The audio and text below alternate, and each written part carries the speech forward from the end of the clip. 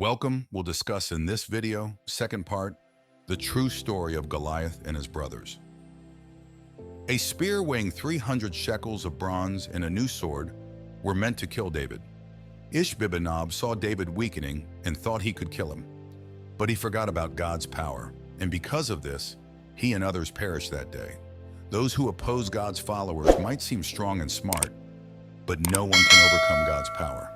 At the right moment, Abishai stepped in to help and saved David.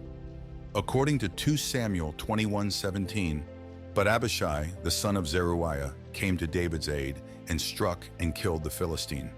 Then David's men swore to him, "You must not go out again with us to battle, so that you do not extinguish the lamp of Israel."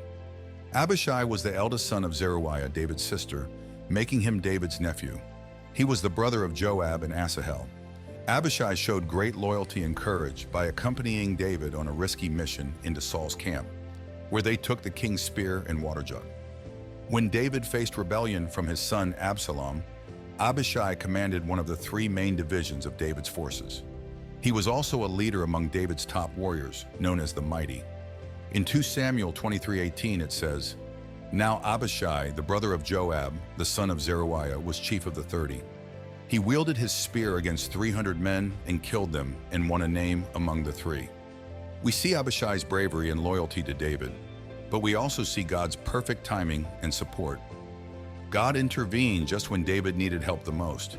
Even the bravest heroes can feel weak sometimes. But those who remain steadfast and don't give in to fears will find strength. After this close call, David's followers decided he shouldn't risk himself in battle anymore. They easily convinced him to stay out of direct combat with Absalom, though he continued to fight the Philistines until a decision was made. They swore an oath that David, the light of Israel, should no longer face such risks. Abishai became a hero that day, and David lived to fight another battle. Ishbi-benob is a reminder of the ongoing struggle between the Israelites and the Philistines, and the dangers that even great leaders like David faced. It's also a story of loyalty and friendship, shown by Abishai's quick action to save his king. Saph, another Philistine giant, fought Zekai the Hushtite, one of David's elite warriors.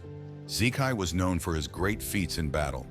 In 1 Chronicles 20:5 it says, "There was another battle with the Philistines, and Elhanan son of Jair killed Lami, the brother of Goliath the Gittite, whose spear shaft was like a weaver's beam." A weaver's beam was a strong, thick piece of wood used in weaving to keep the threads organized. When the Bible mentions a weaver's beam, it emphasizes the thickness and sturdiness of the spear.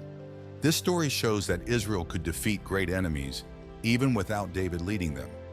Brave individuals achieved great victories, showing that as one generation's leaders fade, God raises new leaders to guide the next. David's legendary victory over Goliath inspired many stories about his battles with the Philistines. Though Lami, Goliath's brother, tried to defeat David, he met the same fate as his brother. Lami wasn't just facing anyone. He was up against someone chosen by God.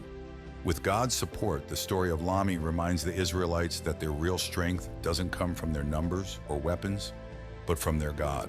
The Bible mentions another unnamed giant only once more. This giant from Gath had 24 fingers and toes, 6 on each hand and foot. He was also descended from the giants.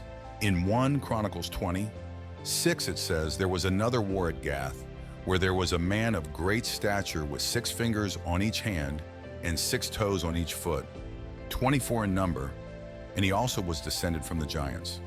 This time, the giant faced one of David's mighty warriors, Jonathan, the son of Shimea, David's brother. In 1 Chronicles 27:8 it says, "When he taunted Israel, Jonathan, the son of Shimea, David's brother, killed him. These were descended from the giants in Gath, and they fell by the hand of David and by the hand of his servants." Even though the Bible doesn't name this giant, his story teaches us a powerful lesson about humility and how real strength comes from God. The text calls these giants Rephaim. The scriptures also note that the Anakim were part of the Rephaim, according to Deuteronomy 2:11 and 2:21. This makes sense since Goliath and his relatives are linked to both the Anakim and the Rephaim.